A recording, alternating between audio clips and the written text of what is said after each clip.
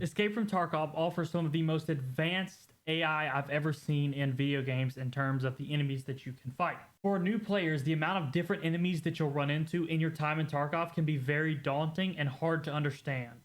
In this video, we'll be talking about each of the current enemies that are available in the game right now and how to treat each one to avoid unexpected and unnecessary deaths in a game that is already punishing.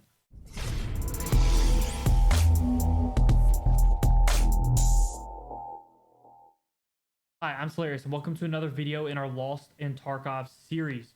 This video is going to be going over the different enemies in the game. If you've been watching the channel and have been keeping up with it as we go along and are enjoying the content, it would be greatly appreciated if you would subscribe and help us reach our goals here on the channel.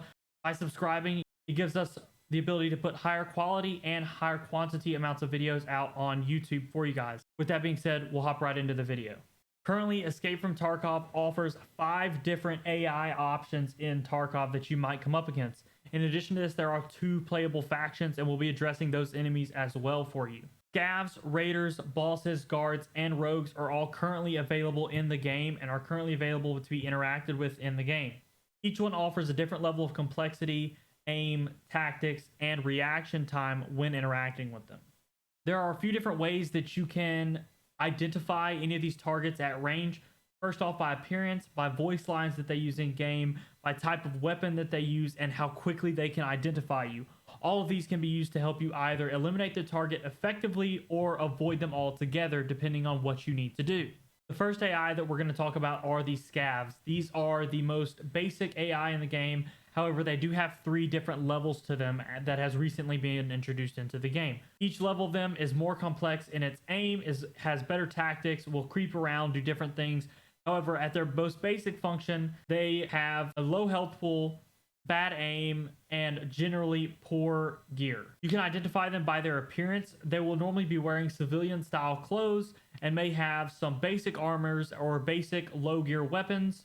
A lot of times they will speak in Russian slang or use a lot of the Russian slang sayings. These are the most common enemies that you will interact with in Tarkov, and I would say that their difficulty level or their danger level ranges from low to moderately dangerous, depending on the situation.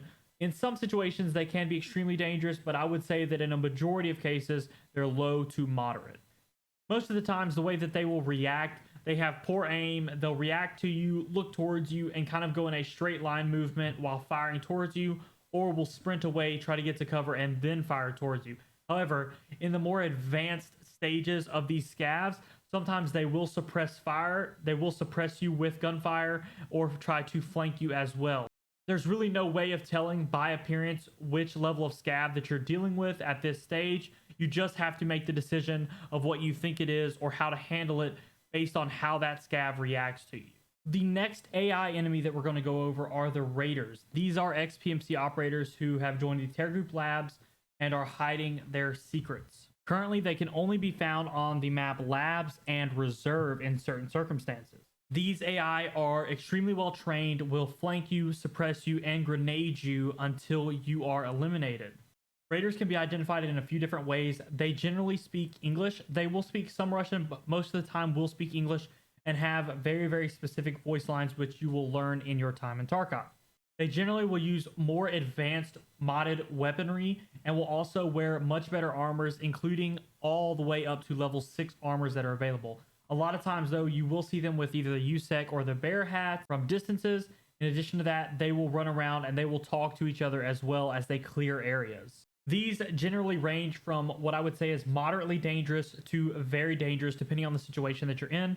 If you're in a very long range fight, they can be very, very dangerous. If you're in a more close range situation, as long as you can hold a corner or can keep them contained, a lot of times you can take their danger level down to minuscule and just kind of deal with them as they come around the corner one by one. However, you may have a big problem on your hands if they get into a more aggressive style of play. The next AI enemy are the Rogues. These are very similar to the Raiders. However, the difference with them is that they are specifically just ex-PMCs that left the USEC faction. So they will all speak in English, and in addition to that, they just took over a specific area and didn't necessarily join the Terror Group Labs. They are currently only found on Lighthouse around the water plant area. You will learn this very quickly as you get near it, as they will eliminate you from over 100 meters if you are aggressive to them in any way or they just don't like you. Rogues can appear very similar to the raiders. They a lot of times wear the USEC hats and use Western weapons with, I would say, mid to low tier ammo. In a lot of the cases, they have very specific voice lines which are very easily identifiable and different from the USEC and the Raider voice lines as well. In addition to this, a lot of times rogues identify you before you identify them unless you know where you're looking. They will identify you at, I would say, even up to 200 meters of range, but around 150 is a lot of times where they'll identify you the first time and are extremely dangerous at this range. I would say that on average, rogues tend to stay on the higher end of the danger scale. If you are aware of their location and know exactly where you're looking, you can eliminate them easily. However, I would say in a majority of situations, I would treat them as extremely dangerous. The next enemy are the Scav Guards. These guards will walk around the boss, and their AI works very similarly to the Raider AI in terms of how dangerous they are, sitting at around moderate to very dangerous. They will react very differently than raiders in some cases, including when the boss moves or when you threaten the boss, where they will get very, very aggressive if they feel that the boss is being threatened and they know where you are. In addition to that, if the boss, for example, moves into another location, they will follow him in a lot of scenarios depending on the different raider. Many of the Scav Guards can be identified in very, very specific ways. However, the biggest problem with this is that a lot of those guards can be identified in ways specific to the boss that they guard. So, for example, many of the guards that guard Reshala wear blue armors like Karasas or Untars. This makes them easily identifiable, as you can see, 4 different scavs all wearing blue armor surrounding one. So a lot of times they can be easily identifiable in that way. However, due to the different bosses and the different ways, we won't be going over how they can be identified specifically for each one. We'll have a specific video out for each one of those bosses, and we'll address the guards there in terms of identifying if they are boss guards without having to get too close. The final AI that is currently available in the game right now are the Scav Bosses. Each of the Scav Bosses will act very differently. Their AI is specifically designed for each individual one of them. Some of them will flee as much as possible. Some of them will push you aggressively depending on the situation. A lot of them react very differently based on which boss they are. Again, we'll be going over that specifically in boss videos designed for each boss and how to fight them. But for here, we'll be going over some general things that you can expect. For general purposes, it is recommended to treat all bosses as extreme danger levels as a new player. Each boss has its own specific voice lines designed specifically for him. So as you learn those voice lines, you'll be able to identify them without even seeing them sometimes if you're in the same building as them or right outside a building that they are in, or if you throw a grenade and they respond to it. A lot of times you'll be able to identify them based on those voice lines, as they all have very specific voice lines that they run. The one benefit to Scav Bosses are each one of them has very specific areas on each map that they can spawn. Sometimes there may be 2, 3, or even 4 areas for that boss to spawn, but you can always expect when looking in those buildings to look around and be ready for him.